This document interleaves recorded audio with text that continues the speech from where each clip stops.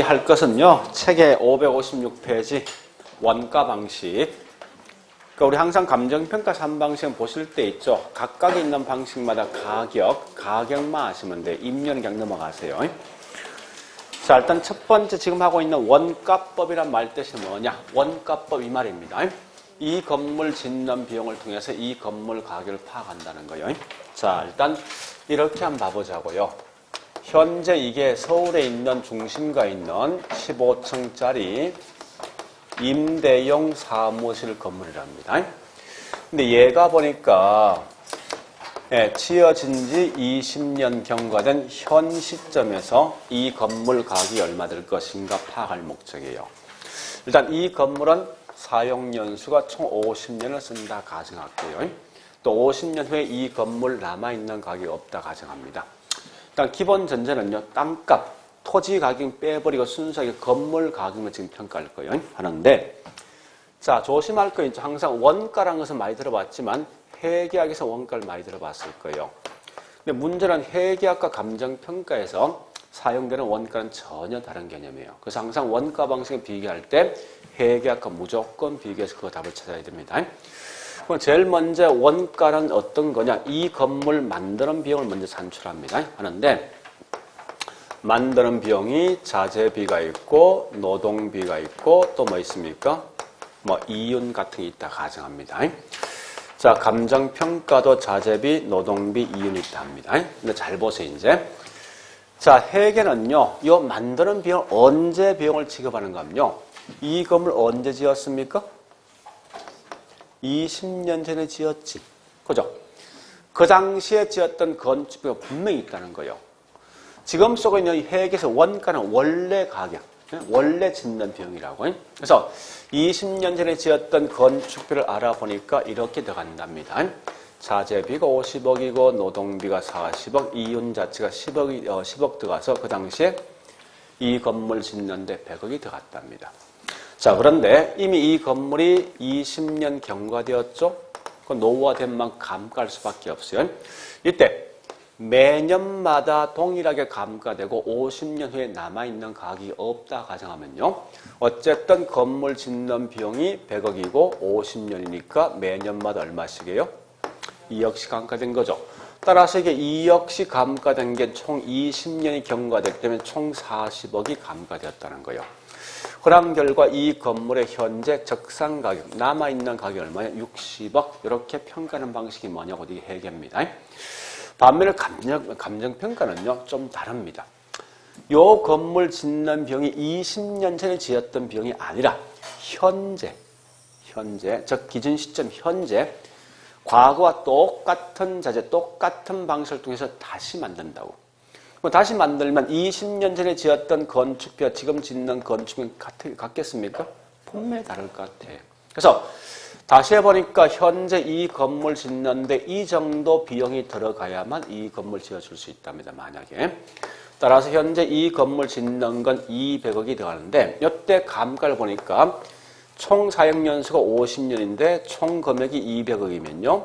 이 건물은 매년 4억씩 감가된다고. 그래서 4억씩 감가된 게 총 20년이 경과되었기 때문에 총 80억이 감가될 거 아니죠? 그런 결과 현재 이 건물 가격은 120억 이렇게 평가한답니다. 그러면 어떤 게 훨씬 더 합리적일 가는 거예요? 만약에 회계학처럼 우리 부동산 가격 평가 이런 문제 있습니다. 내가 5년 전에 5억에 분양받았어. 그러니까 지금 팔면 절대 5억 이상 주고 팔면 안 돼. 무조건 얘보다 싸게 팔아야 된다고. 근데 실상은 뭐 있습니까? 비록 5억 주고 뭐 있으면 분양받았지만 지금 7억, 8억 주고 팔 수도 있죠. 이 말이 뭐냐? 보세요. 비록 맨 처음에 100억 주고 뭐 있으면 이 건물 지었지만 지금은 얼마입니까? 어느 게 합리적이라는 거예요. 밑에 이 방식이 훨씬 합리적이지. 그죠? 그래서 철저하게 뭐 있습니까? 원가 방식은 회계학과 그다음에 감정평가 이 두 개 방식을 꼭 비교하셔야 돼요. 근데 그 중에 가장 큰 차이가 뭐냐? 요거 차이잖아. 그죠? 자, 그러면 요 언제 지었던 비용이요? 20년 전이지. 그 당시에 취득했던 비용 아닙니까? 요걸 취득 가격이야. 그 당시에 있는 장부상 나와 있는 가격이잖아. 그래서 이걸 장부 가격이라는 말 쓴다고. 여기 있는 용어는 뭐냐? 자, 다시 20년 경과된 현재 다시 재 만든다 조달 비용이다 이랬습니다. 우리말로 자꾸 번역하시라고. 다시 만드는 비용이야. 그 다음 요때 쓰고 있는 감가란 말은 회계는 반드시 감가상각이라는 용어를 써. 여러분 감가 수정이라는 용어를 쓴다는 거예요. 이 말은 벌써 이것도 뭔가 좀 차이가 있다는 거예요. 표현상에서. 그러니까 이렇게 서로 비교해서 가셔야 돼. 그건 제일 먼저 할 게 뭐냐? 자, 원가 방식은 공식이 중요한 거지. 공식이 뭐요? 그 의미를 자꾸 그대로 암기하지 말고 이 말 뜻이 뭔가 생각해 보시라고. 이 건물, 새 건물, 신규 물건 만드는 비용에다가 실제 사용되어진 만큼 뭐 해야 돼? 감가하지? 이렇게 해서 현재 남아있는 가격이 뭐라고? 적자가 더할 적자, 쌓을 적자야. 모든 걸 다 더한다, 모든 걸 다 쌓는다는 거야. 그래서 더할 적자에서 적산이란 말, 적산. 그래서 일단 요 개념 먼저 파악하시는데, 자, 지금부터 이제 재조달 원가 합니다. 요건 딱 3개만 기억하시라고, 3개. 결국은 여기서 모든 게 시험 나오게 돼 있어요. 물론, 작년에 보면 여기서 뭐 있습니까? 작년이죠? 아니다. 그 앞년도에서 계산문이 나왔지만, 자, 다시. 제일 중요한 말이 뭐냐 이겁니다.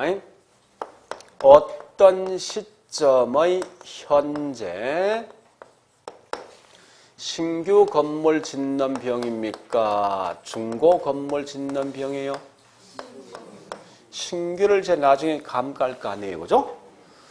자, 짓는 비용, 건축비인데 여기 있는 요 말이 제일 중요한 거예요. 과연 이게 취득 시점이냐, 현재 시점이냐, 건축 시점이냐, 기준 시점이냐, 어떤 걸 쓸래 묻는다, 문제에서. 항상 자, 우리 감정평가된 가격은 무슨 시점? 그죠? 절대 요 말 써요, 절대. 그 원가법은 여기 있는 이 가격이 무슨 시점이지? 취득 시점이지, 그죠? 그렇게 보통 시험 낸다고. 그러니까 절대 재조달 원가는 다시 만드는 비용, 기준 시점 현재 다시 만드는 비용이에요. 자, 두 번째 종류가 크게 2가지 방식이 있는데 아마 우리 현재 보니까 감정평가 자체 사실 어렵거든요. 이거 어려운데 더 큰 문제는 뭔지 압니까? 똑같은 용어이지만 학자마다 쓰고 있는 용어 다 틀려. 왜 그런 이유가 있습니다. 원래 지금 하고 있는 감정평가는 미국에 있는 감정평가 실무 지침서가 있어요. 여기 보통 3년마다 매번 개정되거든요. 지금 아마 나와 있는 게 제 15판 나 있을 거예요. 나와 있는데 문제는 이게 뭐 일본 넘어와서 이렇게 뭐 한국 넘어온 경우 직접 이렇게 바로 넘어온 경우 있어. 근데 여러분 잘 알지만요. 일본에서 보통 외국 문물들은 어떻게 합니까? 자기 화로 용어를 다 바꿔버려 이게. 그러다 보니까 이렇게 넘어온 게 제 7판에 있는 내용이 그냥 그대로 넘어왔어.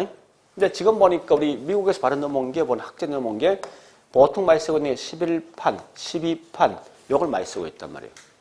근데 이 지침서가 약간 바뀌어. 조금씩 바뀐다고. 그러다 보니까 똑같은 용어인데 학자마다 쓰고 있는 용어 틀려지니까 그래서 이게 훨씬 더 우리 수험생이 더 힘들어 간다고. 문제는 법조문상 무슨 용어를 쓴다 이 규정이 없단 말이에요, 현재. 그래서 일단 제가 이렇게 한번 써보겠습니다.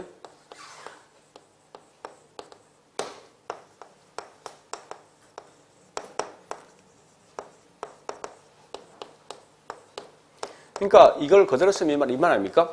우리 다시 만드는 비용이야. 그래서 보통 재생산 비용 쓴다고. 그죠?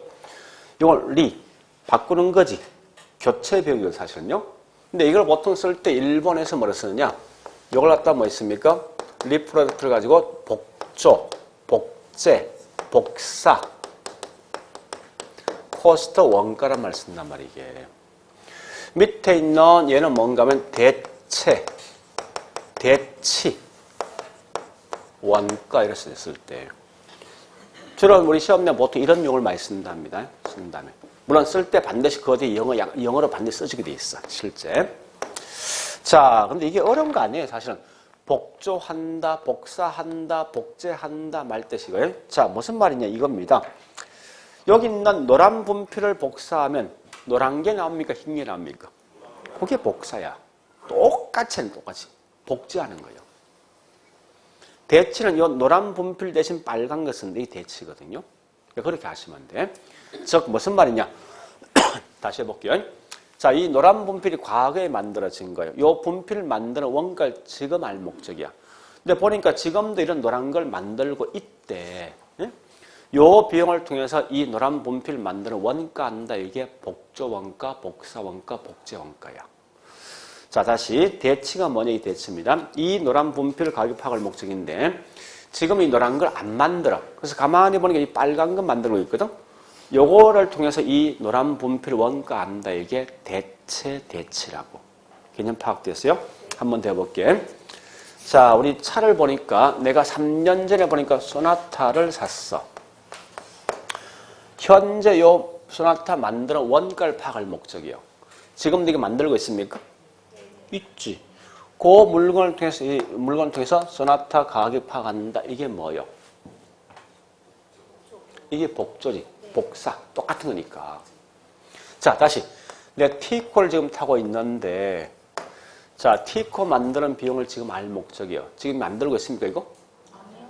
결국은 얘하고 비싼 건 뭐 있습니까? 마티즈인가? 요걸 통해서 이 물건 만드는 원가 한다. 이게 뭐예요? 요게 대체, 대치라고. 왜 이렇게 지금 하는가 이유가 있습니다. 보세요. 우리 건물이, 우리 학원 건물이, 최근 한 6개월 전에 만들어진 거예요. 그때 쓰던 자재를 시장에 구입할 수 있습니까? 있지. 똑같은 물건이 있을 것 같아. 그걸 통해서 이 건물 짓는 비용 산출하는데 이게 복조거든? 근데 이 건물이 50년 전에 지어진 건물이야. 그때 쓰던 똑같은 자재가 시장에 없을 수도 있단 말이야, 분명히. 있으면 걔하고 비슷한 효용을 갖고 있는 최신식 자재를 통해서 이 물건 만들 수밖에 없거든. 그래서 그러한 것들은 결국 뭐 있습니까? 대치 원가도 분명히 쓴다는 거예요. 자, 그러면 지금은 다 보지 말고 개념 파악할 것인데요. 자, 요 개념 묶고는 다른 건 절대 보지 말고 원래 대체란 말 뜻이 이겁니다. 동일한 효용을 갖고 있는 물건을 서로 바꿀 수 있는 거예요. 그래서 무조건 나왔을 때 요 말만 나오면 대체야. 이 말 없지. 없으면 무조건 복조야. 이렇게 하시라고. 오직 구분기준 요겁니다. 원래는 뭐 있습니까? 대상 자재와 동일한 물건을 통해서 만드는 비용 산출 이 말인데 그거 다 필요 없어. 나오고는 오직 요거 하나 가지고 모든 걸 판단하시면 돼. 응? 자, 일단 이제 그렇게 내용을 좀 정리하시고요. 그 다음에 자, 기준인데 물어보자고. 이 건물 짓는 건축비를 우리 같은 비전문가들이 지었을 때 건축비는 개개인마다 이 차이가 편차가 크겠지. 근데 전문가 지으면 이 편차 크겠습니까? 누가 짓는 게 정상되겠습니까? 그래서 전문가한테 반드시 도급을 줄 걸 가정을 두는 거야. 항상. 도급 건축을 한답니다. 무조건 누가 짓든 한 게 없어. 그래서 지금은 요거까지 마시라고. 그러니까 처음에 할 때 어떻게 하냐 이렇게 하셔야 됩니다. 원가 방식에 대한 개념 아셔야 돼. 이 건물 짓는 비용을 통해서 감가된 만큼 감해서 이 건물 가격 파악한답니다. 그래서 공식이 제조단가에다가 감가수선 이 공식을 먼저 아시고 그 다음 가서 여기 있는 이걸 어떻게 할 것인가를 크게 3개 정도 구분하시면 돼요. 물론 이때 산출해주는 공식이 따로 있어요. 있는데 이 공식은 지금 굳이 알 필요 없을 것 같아. 자, 일단 설명은 제가 드릴게. 자, 우리 건물 짓는 비용 해보자고요. 첫 번째 이 건물 질 때 뭐 들어갑니까? 건축비 들어가지? 그죠? 건축비는 정상적으로 짓는 비용 산출할 겁니까? 비정상이에요. 그러니까 정상 같은 말이 표준이에요. 표준. 그러니까 표준적 건설비에다가 우리 항상 집 지을 때 반드시 관청 가서 뭐하지? 구청 가서 인허가 내지. 이런 게 부대 비용이거든. 그죠? 부대 비용 합의를 한다고. 자, 근데 건축비는요, 크게 3개 있어요. 첫 번째, 직접 이 건물 짓는 투입된 비용이 있어. 자재비 같은 거, 즉 시멘트, 또 뭐 있습니까? 노동 같은 거, 또 철근 비용 들어가지. 이런 게 직접 공사비, 직접 공사비. 또는 직접 비용 쓴답니다. 그 다음에 집 지을 때 옆에 뭐 있으면 사무실 필요하지? 이런 게 간접 공사비야. 그 다음 한 개 더 있는데 진짜 이 중요한 거예요. 항상 건축할 때 누구한테 맡겨? 도급이지. 예목도 있어야 될 거 아니야. 예목을 뭐라냐? 이게 이윤이야. 이윤 쓸 때 보통 개발 이윤 또는 적정 이윤 쓴답니다. 이 앞에 말은 큰 의미 갖지 말고 개발 이윤 또는 적정 이윤 쓴다고. 이 말은 항상 예목시야. 예목. 지금 쓰고 있는 요게 뭐냐? 도급 건축업자 몫이라 생각하시라고. 네? 그러면 중요한 건, 자, 이런 걸 시험 낼 수 있어. 일단 지금 처음 하는 분은 여기까지 중요합니다. 요건 다음에 또 할 거예요. 하는데, 자, 이런 경우 이제 건물주가 직접 이 건물 짓는 경우 있을 거 아니에요. 있으면 분명 여기 있는 이 비용이 건축비 지금 없을 거 아니에요. 주인이 지었을 때는. 그죠? 그렇지만 실적 있는 재조달원가 산출할 때 비록 건물주가 건축한 경우일지라도 도급 건축업자에 있는 목 요거 포함해야 됩니까? 빼야 됩니까? 무조건 누가 짓는 비용이에요? 누가 짓는 비용 써야 됩니까? 전제가 도급이에요. 도급. 무조건. 그래서 비록 건물주가 직접 건축을 한 경우일지라도 반드시 이윤 개발 이윤은 재조달원가 속에 포함시킨다. 이런 말이 분명히 나중에 할 겁니다. 그러니까 지금 한번 들어본 거야. 그냥 잊어버리시라고. 다만 여기까지만 하셔야 돼. 네? 여기까지만. 자, 일단 여기까지 했으면 어디 보는가 하면요. 자, OX 문제 가자고요. OX 문제 보니까 원가법 44번부터 시작합니다. 44번요. 자, 원가법 나있어. 가장 중요한 키워드 갑니다. 원가법 공식은 뭐요? 재조달 원가에다가 감가 뭐요? 수정이야. 상각 아니야. 또 중요한 말이 있어. 앞에 제일 중요한 말이 있어. 오케이. 현재가 아니라 기준 시점이라는 말이 굉장히 중요하다고. 다시 45번 간다고 이제. 45번. 재조달 원가는 재란 것은 다시지. 언제? 아니 언제? 현재 쓰면 안 될 거 아니야. 그렇지. 오직 일관식에 무조건 감정평가된 가격은 무조건 기준 시점이야. 자, 기준 시점입니다. 여기 틀린 거고, 그 다음에 46번 갑니다. 항상 누가 짓는 거 한다. 도급이죠. 자, 47번 갑니다. 거기 보니까, 지금 뭐, 수급이네. 수급인이 결국 이게 뭐, 이게 도급 건축업자야? 이윤 포함해 안 해? 무조건 포함해야 되지. 누가 짓던 관계없이. 같은 말이 결국은 47번 같은 거네. 그죠? 자, 47번은 뭐예요? 요거 47번 이거 묻는 거예요. 저 보세요. 여기 있는 적정 이윤은 요 속에 포함됩니까? 요 속에 포함돼? 여기 포함되는 거지. 지금 그거 묻는 문제가. 응? 표준적 건설비 속에 포함된다라고 설명한 게 그거 같아. 자, 49번 가볼게. 뭐 하나 있어? 뒤에 뭐나 있어? 키워드. 효용 나이스가 무슨 원가? 대치 또는 대체원까지 복조, 복사가 아니라, 그죠? 그렇게 장난친다는 거예요. 됐죠? 자, 일단 그렇게 마시면 되겠네. 그럼 자, 잠시 책에 있는 내용 들어갑니다, 이제. 책 보니까 558페이지로 가야 될 것 같아. 558페이지.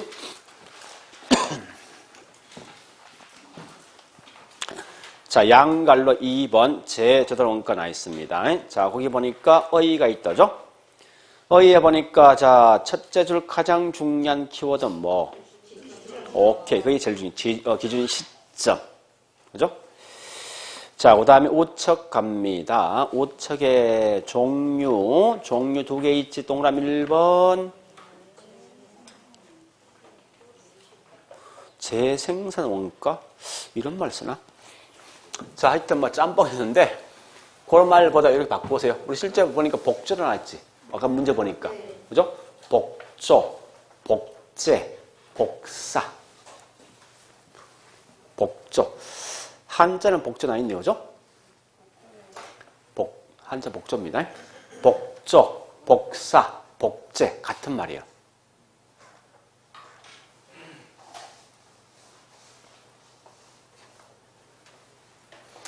자, 기억이 개념입니다. 개념 쭉 한번 읽어볼게요. 기준 시점 현재 대상 부동산과 동일 또는 유사한 자재, 설계, 공법을 사용해서 신규로 동일한 부동산을 재생산, 즉 복제하는 경우에 소요되는 물리적 측면의 원가인데, 이 말은 뭐예요? 똑같은, 과거에 지었던 똑같은 자재, 똑같은 방법, 똑같은 노동의 질을 가지고 다시 만드는 비용입니다. 그런 개념을 그냥 생각하시라고요. 반면에 뭐 있습니까? 밑에 2번 대치원가 보니까요, 나와 있는 게 기준 시점 현재 대상 부동산과 동일한 효용을 갖는 부동산과 유사한 자재 등이죠. 결국 이 말은 뭐 있습니까? 동일한 물건이 지금 없잖아. 그러니까 동일한 효용을 갖고 있는 자재, 최신식 재료를 통해 짓는 거예요. 그래서 항상 핵심이 뭐 있습니까? 효용 한 개만 보고 그냥 판단하시라 이겁니다. 자, 일단 그것만 보시면 돼요. 그럼 잠시 하나 물어볼게요, 여러분들. 최근에 만들어진 물건은 대체원가를 쓰겠습니까? 복조 쓰겠습니까? 최근에 만들어진 거. 그 걔하고 똑같은 물건 자재가 있을까요? 분명히. 그럼 복조 쓰겠지? 50년 전, 오래된 물건은. 따라서 거기 설명되어 있는데 보니까 우리 대체원가에 디귿번 나 있을 거예요. 그죠?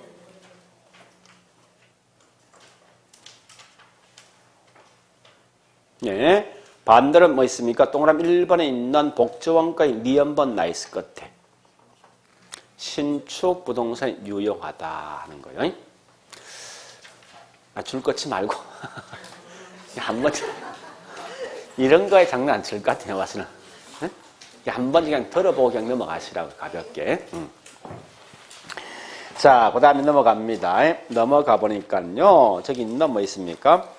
560페이지 갈로 4번 갑니다. 갈로 4번 보니까 제조동가 산정 기준 나 있어. 동그라미 1번이 중요한 거지. 누가 짓는 거? 도급 건축이죠. 자, 밑에 보니까 이 공식이 첫 번째 표준적 건설, 뭐 도급비를 그냥 단지 그냥 표준적 건설비 생각하세요. 정상적인 건축비 말뜻이. 에다가 니은번 부대비용 합의다.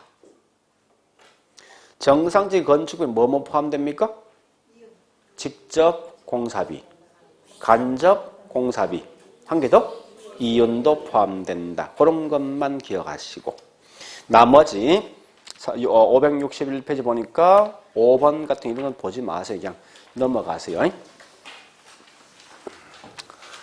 자, 이제 여기까지 했으면요. 지금부터 요거 할 거예요. 이제 요 내용을 할 겁니다. 요 내용. 감가 수정해서 할 건데. 자, 일단 제가 크게 세 개를 먼저 구분합니다. 요 세 개를 제가 같이 보시는데, 첫 번째 보니까 분명히 우리 감가상각이란 말과 감가 수정은 같은 말이에요? 다른 거죠. 요 차이가 뭐가 될 것인지 봐보고요. 두 번째, 감가할 때 제일 먼저 감가가 어떤 감가 있을까? 그 감가 요인을 먼저 분석합니다. 하자 요인을 먼저 파악해야 될 거 아닌 거죠? 이런 걸 뭐라냐? 다른 말로 감가 요인이라 쓴답니다. 그래서 하자 이제 발견했습니다. 했으면 이제 세 번째 뭡니까? 실제 감가해야 되죠? 감가 수정 방법이 있어요. 자, 일단 이게 지금 중요한데, 잠시만요. 책 가볼게요. 이제 어디 보는가 하면요. 얘가 법 조문상 보니까, 566페이지 갑니다.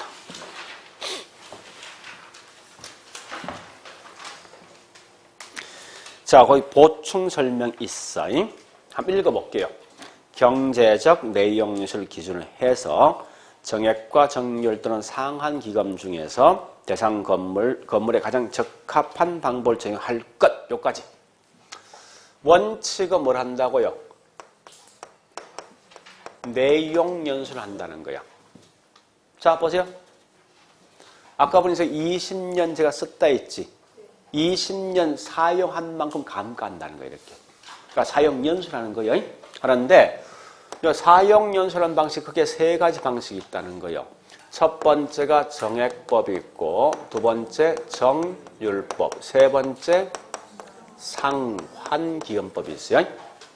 자, 다시 책 볼게요. 다시.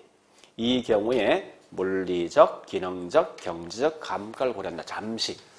감가 요인이 세 개 있네. 어떤 거요? 기능, 경제. 요인을 고려해서 관찰 감가 등으로 조정하거나 다른 방법에 따라 감가 수정할 수 있다라고 되어 있어요. 법 조문상에서. 이건 보세요. 왜 그거 뒤에 보니까 관찰 감가나 다른 방식을 통해서 감가 수정할 수 있다 쓰는가 하면요. 이 말입니다. 이 방식을 통한 게 원칙인데 이 값이 엉터리 될 수 있어. 무슨 말이냐? 이런 경우입니다. 자, 똑같이 801호, 802호가 같이 붙어 있어. 있는데 둘 다 5년 전에 분양한 거야. 그러면 결국은 내용에서 5년 경과된 거 아닙니까? 그거 똑같이 감가돼 있어. 이 방식을 통해서 하면은. 그렇지 않습니까? 똑같이 5년 경과됐으니까. 근데 과연 5년 동안 경과되었을 때 그 안에 있는 관리 상태가 같을까? 다르면 가격도 달라지겠지. 이 말이 뭐예요? 내용 연수를 해보면 이 값이 엉터리 될 수 있더라 이겁니다. 되면 뭐 할 수 없이 다른 방식을 쓰겠다는 말 뜻이. 그게 무슨 방식이 있느냐 보니까 관찰 감가가 있고요. 감가법이 있고 그 다음에 분해법이란 게 분해법. 또 뭐인가 하면 시장 추출법. 또 보니까요, 임대료 손실환원법. 임대료 손실환원법이 있어요. 자, 중요한 건 이거 아셔야 돼. 이게 무슨 법이냐, 그 안에 있는 내용 알 필요 없어요. 무조건 여기 있는 요 제목이 분명히 중요해요, 제목이. 요 제목만 기억하시라고. 주로 시험 내면 감가수정 방법 속에 포함되지 않는 거 시험 내. 다만, 이 중에서 구체적 내용은 요 두 개에 대한 구체적 내용은 반드시 여러분 기억하셔야 돼요. 정액과 정률은 구체적 내용을 한 개 하지만 나머지 방식은 단지 여기 있는 이 말 자체가 원가법의 감가수정의 하나의 방법이다. 이거 막 기억하시라고요. 그렇게 내용을 판단하셔야 됩니다. 자, 그럼 지금부터 있죠. 요거 할 거예요. 여기 있는 한 개 설명할 겁니다. 자, 첫 번째 감가상각과 감가수정 할 거예요. 상각이란 것은 회계입니까? 감정평가입니까? 회계죠. 수정은요? 평가지, 평가. 자, 우리 아마 책이나 또 강의에서 보니까 여기 있는 설명이 꽤 많거든요. 많지만 다 보지 말고 딱 한 개만, 제일 중요한 딱 한 개예요. 그럼 이 두 개 구분 기준은 뭔지 하면 이겁니다. 내용 연수를 뭐를 쓸래 따라서 이 말이 확 차이 난다고. 분명히 우리 아까 여기 있는 요 내용 하면서 뭐라 했습니까? 감가수정은 무슨 연수? 앞에 붙어 있잖아. 이 앞에 뭐 붙어 있던데 글자가? 세 글자 붙어 있던데? 오케이. 그러니까 항상 감정평가는 경제적 내용 연수를 쓰는 거예요. 그럼 회계는 반드시 뭐에 따르는 거 하면요. 우리 지금 중개사에 보니까 세법 있지. 세법이 회계지. 회계죠. 회계는 항상 뭐 있습니까? 세법. 법에 따라간다. 법에 따라간대. 아니 회계가 그 세법 아닙니까? 그러니까 법에 따라간다 이 말은 법률적 내용 연수를 쓰게 돼 있는 거 아니에요. 그죠? 뭐 여러분 중요한 건 요 두 개 차이가 뭔가만 지금 알고 있으면 돼. 내용 다 보지 말고. 자, 해보자고 이제 이런 거요. 한번 봐보자고요. 현재 에쿠스란 차가 있는데 회사에 보니 차 두 대 샀습니다. 예, 해장용과 업무용으로. 자, 일단 보니까 법률상 얘가 보니까 10년 후에 폐차 처분한다 가정합니다. 보통 우리 기업들은 뭐 있습니까? 이런 차들은요, 감가를 보통 5년 주거든요. 보통 통상적으로. 자, 어쨌든 10년 후에 폐차 처분한대. 근데 실제는요, 20만 킬로 타면 무조건 이건 폐차 처분하겠다는 거예요. 우리 실제 타는 연수가 뭐냐? 곧 이게 경제적 내용 연수입니다. 경제란 말 같으면 곧 이게 실제와 똑같은 거예요. 자, 그런데 둘 다 1년 경과된 시점 보니까 얼마 타는 거 보니까 해장용은 3만 킬로, 업무용은 4만 탔다면 만약에. 그러면 경제상 폐차 처분하기 전 해장용은 대충 7년 전 뭐 있습니까? 폐차 처분할 것 같아요. 그죠? 매년 똑같은 킬수 탔다면 업무용은 뭐 있습니까? 5년이야, 5년. 5년 되면 폐차 처분 바로 한대. 자, 한번 봐보자고, 이제. 법이란 건 뭐냐? 이 법입니다. 비록 이 두 개 차가, 예? 중간에 이렇게 뭐 있습니까? 예, 소실, 폐차 처분은 소멸되었다 하더라도 법률상은 남아있는 기간 동안 계속 감가해야 돼.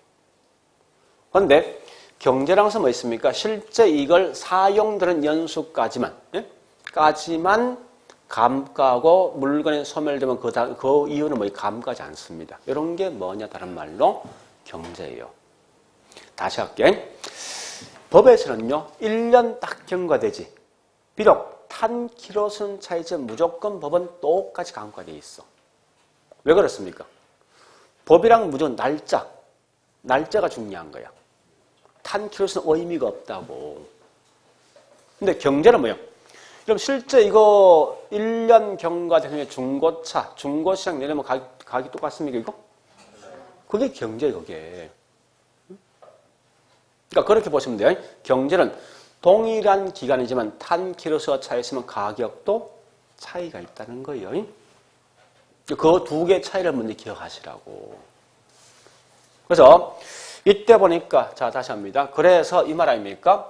이 말은 실제 감가액과 일치할 것인가, 이게 중요하다고요. 자, 다시 회계는 뭐 이 말 아닙니까? 중간에 이 물건이 소멸되어지고 멸실되어진다 하더라도 법률상 남아있는 기간 동안 계속 감가하기 때문에 결국은 실제 감가액과 일치하지 않는 거지. 다시 말해볼까요?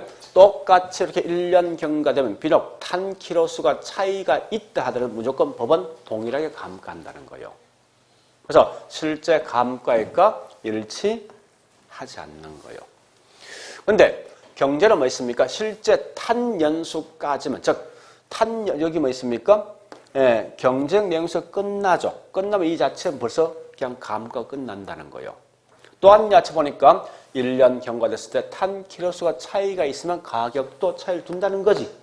그러니까 실제 감가액과 일치한다는 거 아니에요. 한 번 더. 사실은요. 이 법이란 말과 경제는 내용 연수 중에 어떤 걸 중요시하냐입니까? 이걸 중요시합니다. 법이란 것은 너 1년 탔네? 이게 좀 중요한 거예요. 경과된 연수 있죠. 이 경과 연수를 중시한다고 이게. 응? 거꾸로 자, 반대로 뭐 있습니까? 경제란 것은 이미 탄 건 필요가 없는 거예요. 그래서 앞으로 너 6년 남았네, 4년 남았네, 남아있는 연수를 중시한다고. 예? 그래서 항상 얘는 뭐 있습니까? 잔존 연수를 중시한답니다. 여러분들은 꼭 아실 게 뭔가 요 말이 나오면요, 무조건 요건 자동 따라와야 돼. 예? 항상 이 말 뒤 이 말 자동 따라온다. 같은 말이니까. 그러면 여기서 뭘 파악할 수 있는가 하면요, 이걸 파악할 수 있어요. 다시 할게. 보세요. 요것 때문에 목적, 이걸 왜 할 것인가 목적이 나온다고. 요 말이 목적이 요게. 응? 이게 목적이라는 목적이. 무슨 말이냐? 자, 다시 해볼게. 이 말입니다. 회계는 이미 사용된 20일 중요한 거지. 그죠? 그런 결과 이 물건 40억 감가됐네. 요거 파악할 목적이야. 사용된 연수 중시하니까. 근데 거꾸로 뭐 있으면 감정평가는 앞으로 그래서 30년 남았네. 이게 중요한 거지. 그죠? 잔존 연수니까. 그래서 얘는 현재 그래서 너 120억 된다. 요거 파악할 목적이라고. 목적이.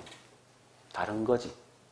그러니까 회계는 단지 뭐 있습니까? 감가된 액을 파악할 목적이지만 감정평가는 그게 아니라 남아있는 가격을 파악할 목적이라고. 그래서 이 말에 항상 자주 연결되어 있는 거예요.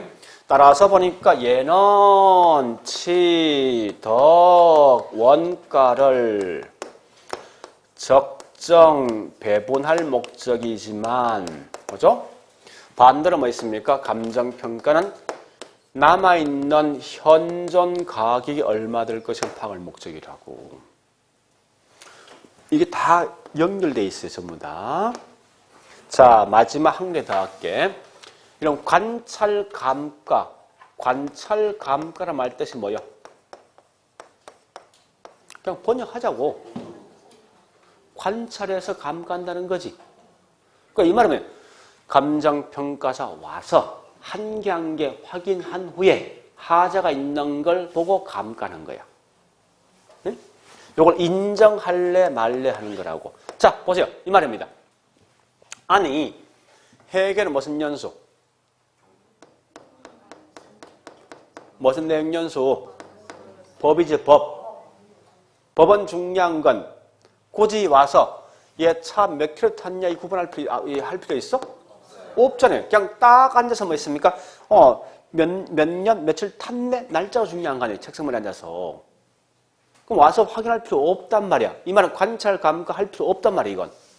근데 경제적 내용에서는 뭐가 중시합니까? 탄 키로수 중요한 거 아니야. 반드시 자동차 와서 확인해야 되지. 관찰해야 되지.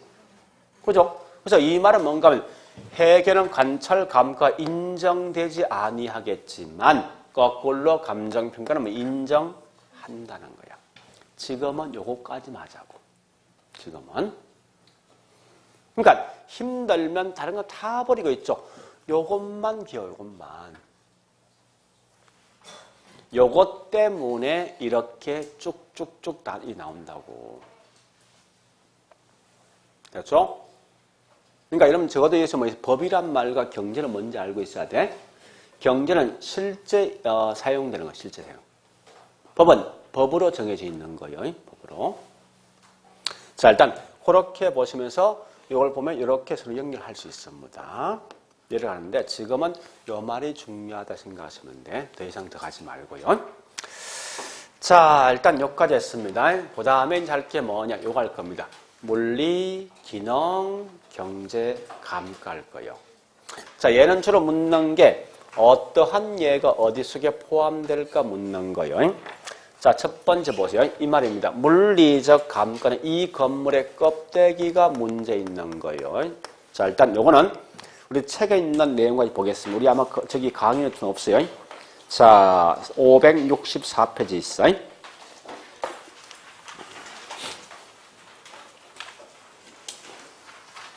감가 요인이 있죠. 그죠?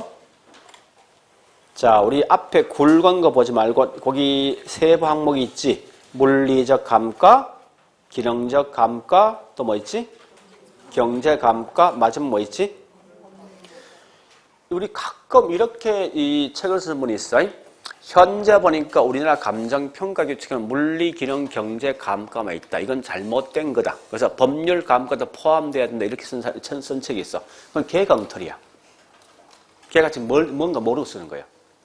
절대 법률 감가 없습니다. 빼버리라고. 법 조문상 딱 나와 있잖아. 아까 보니까. 우리 뒷장 가보세요. 뒷장에 566페이지. 보충 설명 분명히 나와 있지 않습니까? 감가 딱 3개 있잖아. 물리, 기능, 경제, 감가 등이 아니잖아, 분명히. 그죠?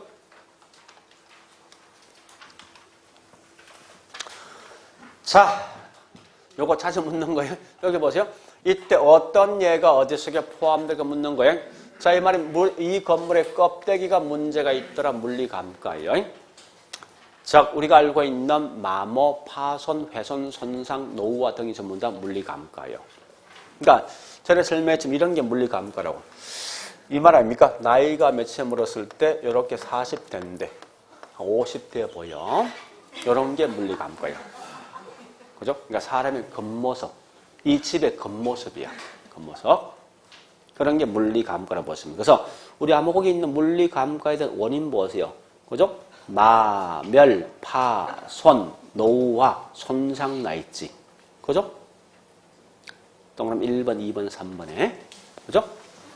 물어보시고. 자, 기능적 감가 갑니다. 여기 보세요. 기능 감가는 뭐냐? 이 기능이요. 이 건물 안에 있는 내부상 있는 게 전부 다 문제 있는 게 기능 감가야. 내부. 그러니까 이런 거죠. 8층짜리 건물인데 엘리베이터 없다. 이건 내부상 문제 아닙니까? 그죠? 또는 우리 뭐 극단적으로 말하면 이런 게 내부라고요. 응?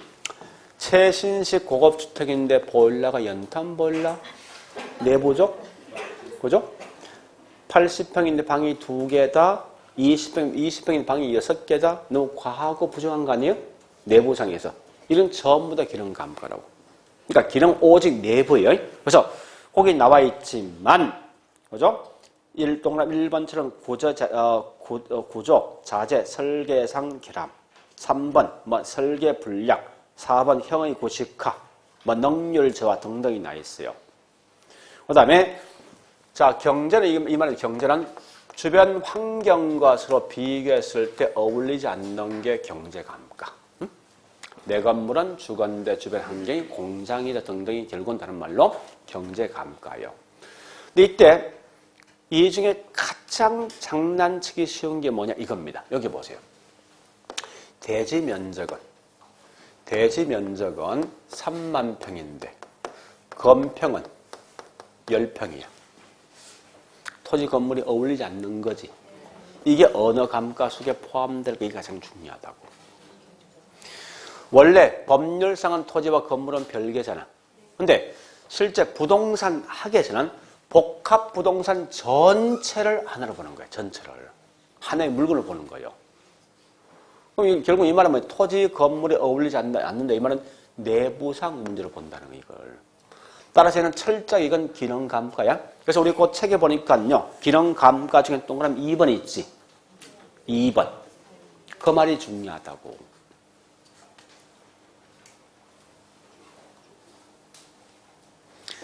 자, 일단 이렇게 했습니다.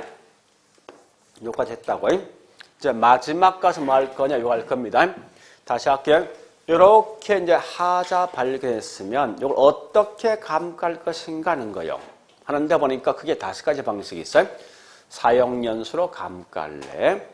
평가서 와서 한 개 한 개 확인해서 감가할래. 참고로 분해란 말 뜻은 뭐냐. 이 건물 감가할 때 통째로 묶어서 감가하지 않고 분해, 쪼갠다는 거야. 어떻게 쪼갰냐. 감가 여기 몇 개 있어. 물리 감가 따로, 기능 감가 따로, 경제 감가 따로 해서 나중에 다 합치는 거야. 여기 분해법이에요.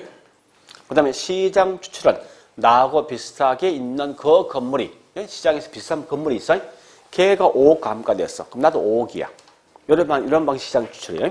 임대료 손실하는 법은 뭔가 하면 자 물어보자고. 새 건물과 헌 건물이 있어. 월세 수입 같아? 그 월세 수입이 떨어질 거 아니에요. 떨어진 만큼이 감가거든. 그런 방식 중에 한 방식인데 그 말 다 기억할 필요 없어. 어쨌든 이렇게 제목 마시면 돼. 이런 방식 전부 다 감가수정의 하나의 방법이다. 이 제목 아셔야 돼. 자, 그러나 이때 보실 게 뭐 있습니까? 요 두 개만큼은 정확하게 여러분들은 기억을 하셔야 돼. 이제 정액과 정률법 할 거예요.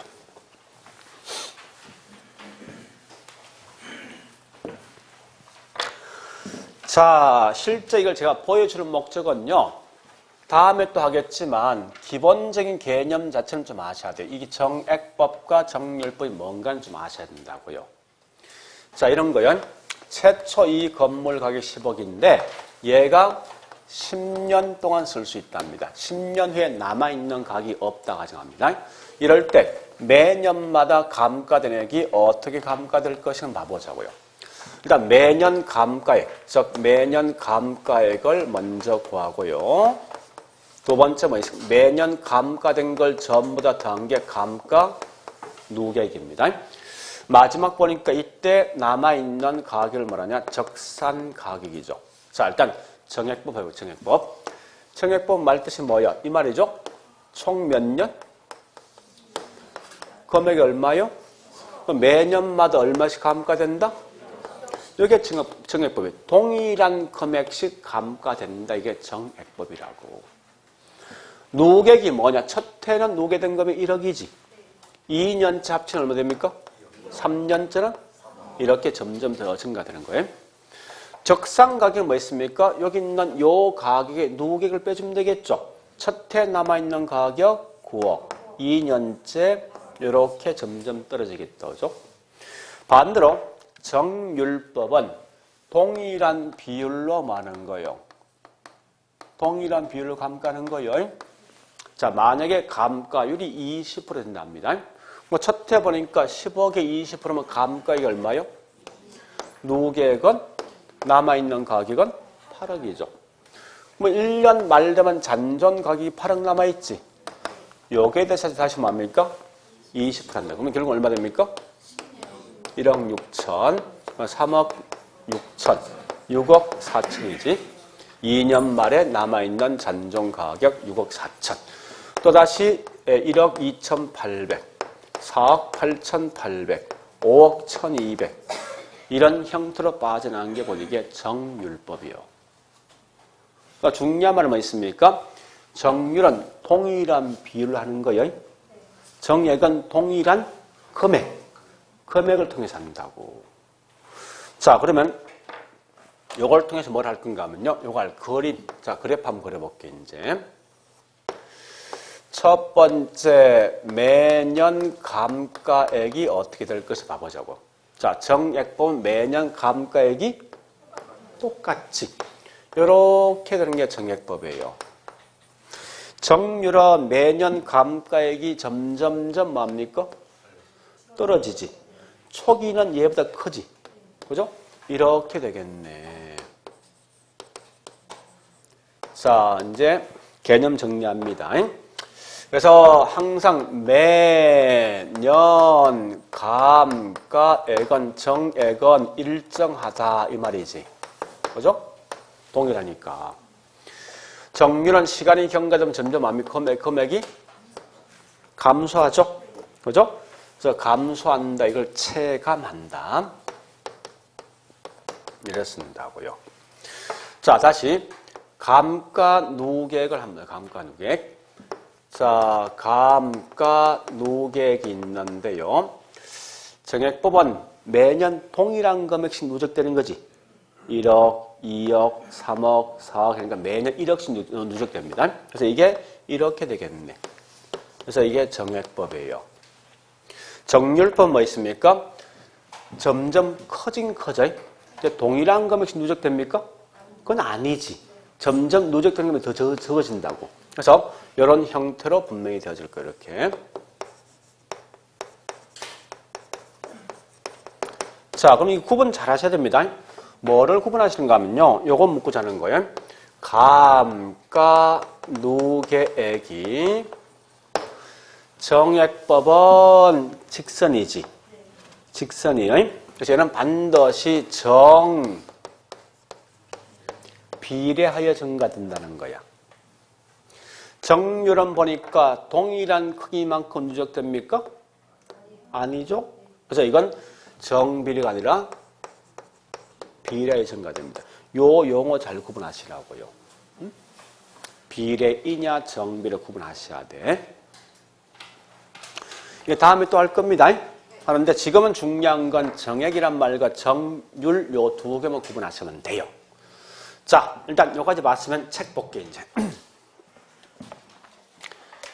자, 책에 보니까 565페이지에 있습니다. 갈로 4번 내용 연수 나 있습니다. 자, 그 중에서 넘어가 보니까